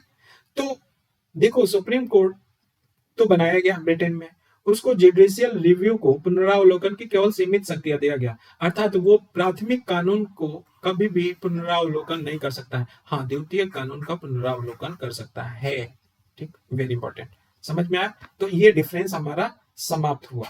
अब देखो संविधान संशोधन की प्रक्रिया की तुलना करें तो ब्रिटेन में कैसा है? लचीला है। अमेरिका में कैसा है? कठोर है। भारत में कैसा है? कठोर प्लस लचीला है। ब्रिटेन में संविधान संशोधन विधेयक ही नहीं है, साधारण विधेयक से बनाया जाता है या परंपरा में बदलाव करके बनाया जाता है, ठीक है ना। अमेरिका में देखो, अमेरिका की बात करें तो संविधान कैसा है? लिखित है, कठोर है। संविधान संशोधन का अलग विधेयक होता है, ऐसा नहीं है कि संविधान संशोधन का साधारण बहुमत से हो। तो कैसे होगा ये समझो, यह विशेष बहुमत से पारित किया जाता है। कितने बहुमत से? 2/3 से पारित किया जाता है संविधान संशोधन विधेयक। कहां में? अमेरिका में। प्रारंभ कहां से हो सकता है? प्रारंभ हो सकता है, अच्छे से यहां समझेंगे क्योंकि यहां से क्वेश्चन बनेंगे तो एक बार माइंड में मैपिंग फ्लो चार्ट समझ में आ जाए। प्रारंभ हम कहां से कर सकते हैं संविधान संशोधन का? तो संविधान संशोधन का प्रारंभ हम या प्रांत से कर सकते हैं या केंद्र से कर सकते हैं, दोनों जगह से कर सकते हैं। तो हम क्या करेंगे, केंद्र से स्टार्ट कर रहे हैं। तो दोनों सदनों में विशेष बहुमत से पारित होना चाहिए, 2/3 से पारित होना चाहिए। संविधान संशोधन प्रस्ताव आएगा और दोनों सदनों में 2/3 से पारित होगा। फिर जो 50 राज्य हैं उनके पास जाएगा और उन 50 राज्यों में से 3/4 अर्थात 75% राज्य इसको विशेष बहुमत से पारित कर दें। किससे? 2/3 से पारित कर दें। तो वो विधेयक कहां जाएगा? वो विधेयक जाएगा प्रेसिडेंट के पास और उस पे प्रेसिडेंट सहमति दे दे तो संविधान संशोधन हो जाएगा। फिर से समझो कि केंद्र और राज्य कहीं से भी स्टार्ट हो सकता है संविधान संशोधन। अमेरिका की बात हो रही है, केंद्र से स्टार्ट कर रहे हैं तो दोनों सदन है, जो सीनेट है और प्रतिनिधि सभा, वो विशेष बहुमत से पारित करें। फिर 50 राज्यों के पास जाएगा, उन 50 राज्यों में से 75% राज्य, 3/4 राज्य विशेष बहुमत से अगर पारित कर दें और फिर जाएगा प्रेसिडेंट के बाद तो संविधान संशोधन हो जाएगा। ये हमारा केंद्र का रहा। अब केंद्र का रहा तो अब जरा सा प्रांत का समझते हैं कि प्रांत वाले में कैसे घूमेगा संविधान संशोधन। तो देखो प्रांत में क्या होगा कि प्रांत, कोई एक प्रांत प्रारंभ करेगा, 50 प्रांत है, एक प्रांत प्रारंभ करेगा और विशेष बहुमत से पारित करेगा। अब क्या करेगा कि 50 में से एक तो कर दिया, तो फिर 49 प्रांतों के पास जाएगा, वो क्या करेंगे? विशेष बहुमत से पारित करेंगे। और इसमें से कितने करने चाहिए? कम से कम 75% कर दें, विशेष बहुमत से पारित कर दें, तो फिर कहां जाएगा? केंद्र के पास जाएगा। केंद्र के पास जाएगा, केंद्र में जो दोनों सदन है वो विशेष बहुमत से पारित कर दें, फिर कहां जाएगा? प्रेसिडेंट के पास जाएगा। प्रेसिडेंट के पास जाएगा तो संविधान संशोधन, अगर सहमति दे देता है तो संविधान संशोधन हो जाएगा। ठीक है, तो केंद्र विशेष बहुमत के लिए एक कंडीशन हमें याद रखना है कि संविधान संशोधन, एक याद रखना है कि संविधान संशोधन अमेरिका में एक तो विशेष बहुमत से होगा और दूसरा याद रखेंगे कि केंद्र और प्लस 3/4 राज्य के अनुमोदन से होगा। ठीक, समझ में आ रहा है? तो संविधान संशोधन समझ में आया। अमेरिका में किसी राज्य का नाम चेंज करना हो, सीमा चेंज करना हो, क्षेत्रफल चेंज करना, जो हम लोग आर्टिकल 3 पढ़ रहे थे, ठीक है, तो उस राज्य की सहमति के बिना नहीं हो सकता है। उस राज्य की सहमति के बिना नहीं हो सकता है। जबकि हमारे यहाँ क्या है, उस राज्य की सहमति, सिफारिश लिया जाता है, अगर सहमति दे चाहे ना दे उसका बाध्य कार्य नहीं होता है, हम चेंज कर सकते हैं, संसद कर सकता है आर्टिकल 3 के तहत। लेकिन राज्य सहमति नहीं दे तो नहीं होगा। इसलिए अमेरिका में बोला जाता है, और मेंस का क्वेश्चन, कि अमेरिका को अविनाशी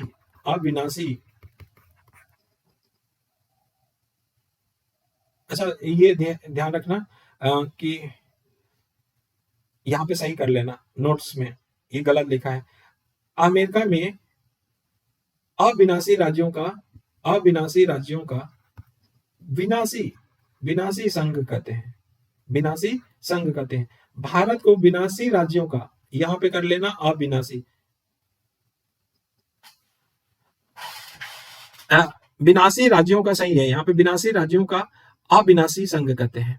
देखो यहाँ पे क्लियर कट समझो, नोट्स में सही कर लेना प्लीज, क्योंकि यहाँ पे गलत लिख दिया है, हो सकता है उस समय कुछ होगा, दिमाग गड़बड़ होगा।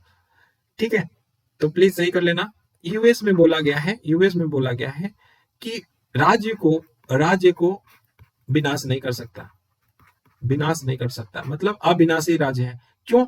क्योंकि राज्य की सहमति के बिना नहीं कर सकता, लेकिन संघ विनाश हो सकता है।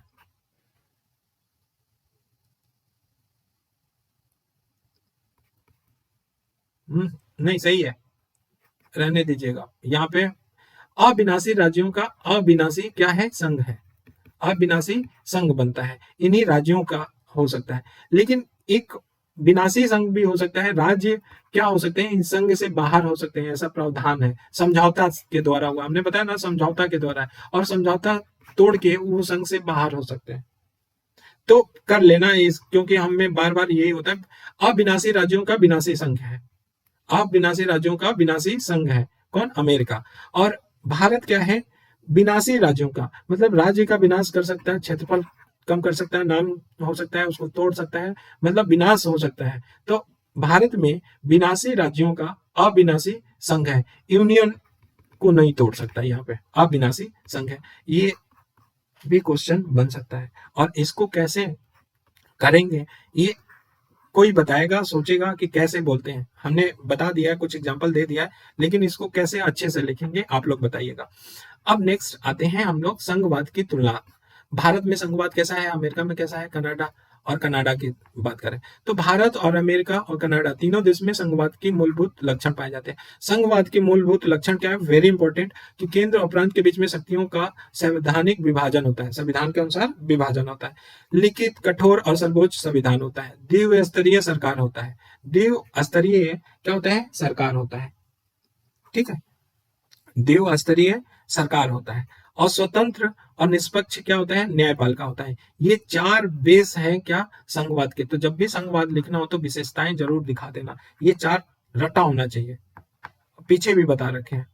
लेकिन इन मूलभूत लक्षणों को होते हुए भी, चार मूलभूत लक्षणों को होते हुए भी भारत का संघवाद कनाडा से अधिक प्रेरित है। ये क्वेश्चन बन जाए कि भारत का संघवाद कनाडा से अधिक प्रेरित है, बताइए कैसे। तो भारत और कनाडा के संघवाद में समानता देखें, भाई ये ओनियन नहीं है यूनियन है, वरना आप लोग खाना बनाने लगो या कुछ भी करना, ओनियन नहीं है यूनियन है, करेक्ट कर लेना। दोनों देशों में संघात्मक व्यवस्था के लिए संघ शब्द का प्रयोग हुआ है, संघात्मक व्यवस्था के लिए यूनियन शब्द हुआ है। एकल संविधान की बात दोनों में बोला गया है, एकल नागरिकता कनाडा और भारत दोनों में बोला गया। शक्ति के विभाजन में केंद्र का पक्ष, शक्ति का विभाजन केंद्र के पक्ष में झुका हुआ है, ठीक है। दोनों ही देशों में संघ सूची के विषयों की संख्या राज्य सूची के विषयों की तुलना में क्या है, अधिक है, ये देख लेना। समवर्ती सूची के विषय में भारत और कनाडा दोनों देशों में केंद्र की प्रमुखता होती है। समवर्ती सूची पे बताया था ना कि कानून बनाने में अगर विवाद हो तो दो कंडीशन बताया था, याद आया, याद दिलाएं क्या, अच्छा चलो याद दिला देते हैं कि सेंटर कानून बनाए और स्टेट कानून बनाए। तो अगर इनमें क्या हो, गतिरोध उत्पन्न, विरोधाभास उत्पन्न होगा तो सेंटर मान्य होगा। लेकिन दूसरा इंपॉर्टेंट है कि सेंटर बनाए कानून और गवर्नर ने क्या कर दिया, आर्टिकल 200 का आरक्षित कर लिया राष्ट्रपति के लिए विधेयक, और वो प्रेसिडेंट क्या कर दिया, सहमति दे दिया, तो फिर सेंटर का नहीं स्टेट का लागू होगा, ठीक, बताया था। समवर्ती सूची पे भारत और कनाडा दोनों देशों में केंद्र की प्रमुखता है, और जो अवशेष शक्तियां हैं, अवशिष्ट शक्तियां दोनों के किसमें है, केंद्र में निहित है, जबकि यूएस में किसमें निहित है, राज्य में निहित है, ठीक है। विशेष परिस्थितियों में संसद राज्य सूची के विषय पे कानून बना सकता है, विशेष परिस्थितियों में, और वो 5 परिस्थितियां हमने बताया था। आर्टिकल याद है कि नहीं है, 249 हम बता रहे हैं, सिर्फ इसको नहीं बताएंगे।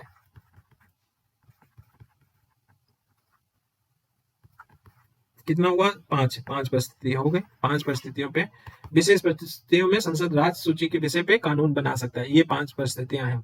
दोनों ही देशों में गवर्नर की नियुक्ति केंद्र के द्वारा किया जाता है, तो गवर्नर की नियुक्ति किसके द्वारा, केंद्र के द्वारा किया जाता है। और दोनों ही देशों में राज्य विधानमंडल द्वारा पारित विधेयक को गवर्नर राष्ट्रपति के पुनर्विचार के लिए आरक्षित कर सकता है, मतलब आर्टिकल 200 की प्रयोग कर सकता है दोनों ही देश में। तो ये भारत के संघवाद कनाडा के संघवाद के नजदीक है, तो उसके बीच में समानता देख ली, ठीक है ना। तो ये इस तरह से हमारा क्या हुआ, जो कंपैरिजन था, पूरा कंपैरिजन हमारा खत्म हुआ। और इसको अच्छे से दिमाग खोल के ना, मतलब समझ के, और इसको कहते हैं ना, खूब मत लेना और कनेक्ट कर लेना इंडिया से। इंडिया से कनेक्ट करना, हमने थोड़ा थोड़ा कनेक्ट किया है, लेकिन पूरी तरह नहीं, लेकिन कनेक्ट जरूर करना इस पे। ये ऐसा टॉपिक है कि बैठ के सोचो कि अगर अमेरिका का पढ़ रहे हो तो भारत में कैसा है, भारत का पढ़ रहे हो तो फिर अमेरिका का ध्यान आना चाहिए, ब्रिटेन में कैसा है, ठीक है। तो आज के लिए इतना ही, थैंक यू सो मच। और हाँ, जरूर बताना कि कैसा लगा टॉपिक, ठीक।